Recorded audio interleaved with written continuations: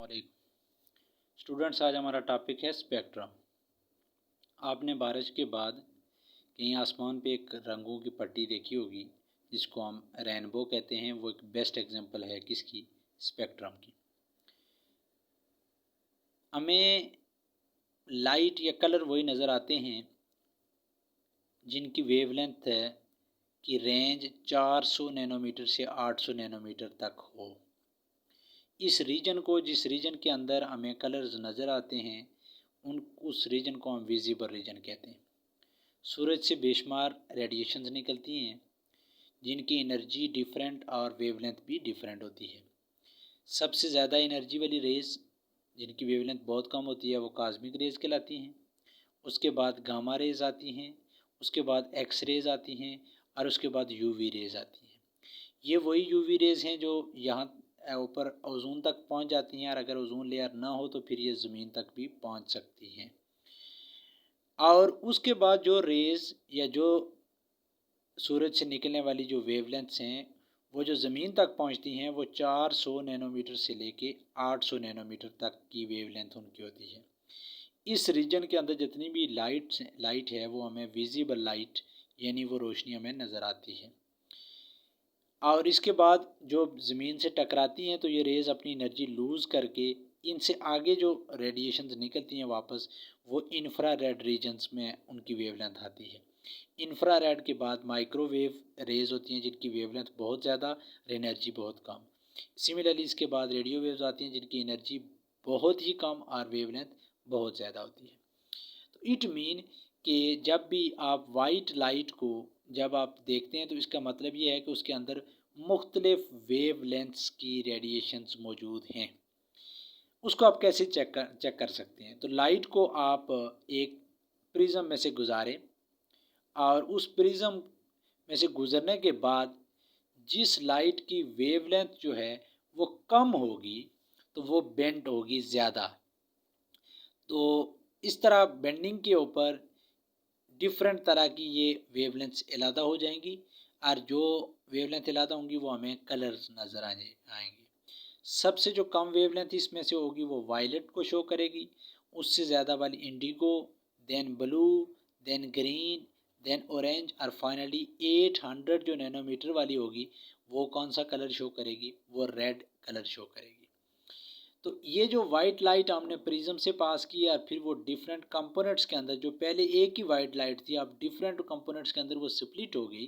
तो dispersion of white light into its component light when passes through the prism is called spectrum. There are other regions. इस visible region के अलावा भी बहुत से region हैं जिसमें हमने कॉस्मिक रीजन पढ़ा, gamma rays, X rays, UV rays, then visible region, then IR region, microwave region और इंफ्रारेड क्या नाम है, लास्ट में आ जाती हैं कौन सी? Radio waves. तो रेडियो वेव्स ये सबसे वेवलेंथ में सबसे ज़्यादा, उसके बाद इनसे वेवलेंथ इनकी कम, इनकी वेवलेंथ और कम, इनकी वेवलेंथ इससे भी कम, इसकी भी वेवलेंथ और कम, इसकी और वेवलेंथ कम और इसकी वेवलेंथ सबसे कम। जिसकी वेवलेंथ सबसे कम होगी उसकी एनर्जी सबसे ज़्यादा होगी। तो इट मीन के कॉस्मिक रेज की एनर्जी सबसे ज़्यादा होती है, वेरी डेंजरस। यहाँ तक 4 तक जो है यानी यूवी रेज तक ये इंतहाई डेंजरस हैं चूँकि इनकी एनर्जी बहुत ज़्यादा है। अब हम आ जाते हैं स्पेक्ट्रम की टाइप के ऊपर। तो स्पेक्ट्रम की 2 टाइप होती हैं, कंटिन्यूस स्पेक्ट्रम और line or atomic spectrum. Atomic या लाइन स्पेक्ट्रम की फर्दर 2 टाइप हैं, इमिशन स्पेक्ट्रम और एब्जॉर्प्शन स्पेक्ट्रम। पहले हम पढ़ते हैं किसको? इन 2 जो बड़ी टाइप्स हैं, कंटिन्यूस स्पेक्ट्रम और लाइन स्पेक्ट्रम को। जब आपने लाइट को प्रिज्म से पास किया तो वो अपने कंपोनेंट लाइट के अंदर स्प्लिट कर गई। इस स्प्लिशन से जो हमें ग्राफ मिलेगा, जो हमें स्पेक्ट्रम मिलेगा, वो 2 टाइप का हो सकता है। अब डिपेंड ये करता है कि आपने वो लाइट विजिबल लाइट को पास करके स्पेक्ट्रम बनाया है या किसी एटम या एलिमेंट या कंपाउंड को एक्साइट करके उसमें से एनर्जी खारिज करवा कर फिर उस लाइट को स्पेक्ट्रोमीटर से गुजार कर आपने स्पेक्ट्रम हासिल किया है। तो अगर जिस तरह आपने रेनबो देखी है, अगर तो ऐसा स्पेक्ट्रम बने कि जिसमें एक कलर जो है वो दूसरे कलर के अंदर मर्ज होता हुआ नज़र आए आपको, यानी उसके दरमियान कोई शार्प बाउंड्री ना हो, तो ऐसे स्पेक्ट्रम को हम क्या कहेंगे, कंटिन्यूस स्पेक्ट्रम। जैसे रेनबो आपकी बेस्ट एग्जांपल है किसकी, कंटिन्यूस स्पेक्ट्रम की।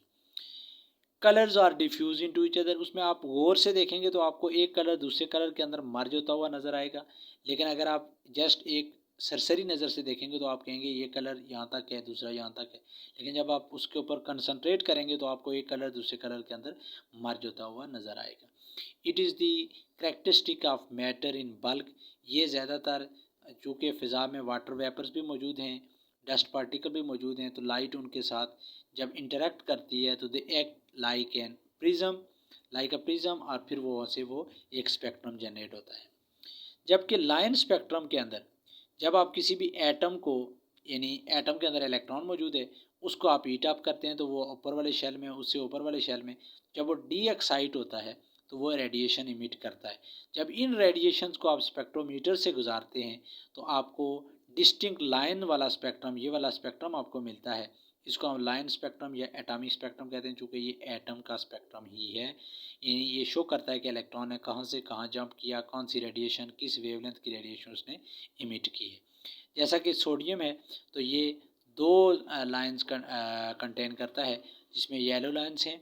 इस तरह हाइड्रोजन है तो उसका इलेक्ट्रॉन बहुत दूर तक ऊपर वाली शेल से वापस आ सकता है, और वो नंबर ऑफ लाइन जो है वो आपको स्पेक्ट्रम की फॉर्म में जो है वो देता है। एटॉमिक स्पेक्ट्रम को फर्दर दो टाइप्स में तकसीम किया गया है, इमिशन स्पेक्ट्रम और एब्जॉर्प्शन स्पेक्ट्रम।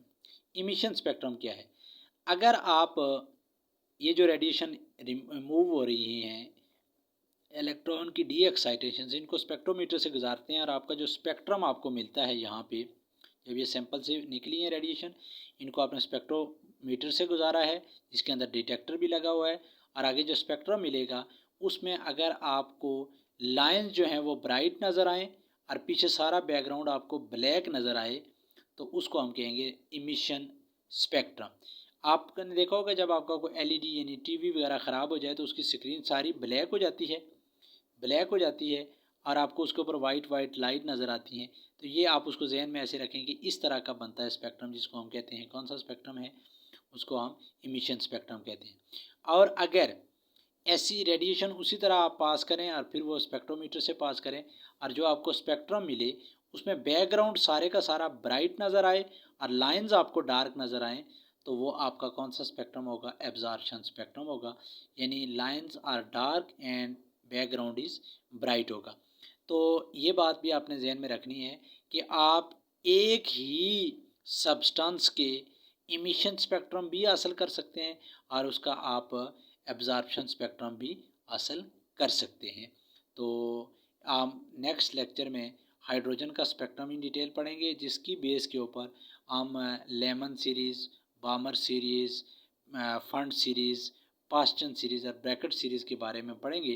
तो आपने इस लेक्चर को जो है वो नोट डाउन भी करना है और आपने इसको याद करना है सही से। Thank you very much.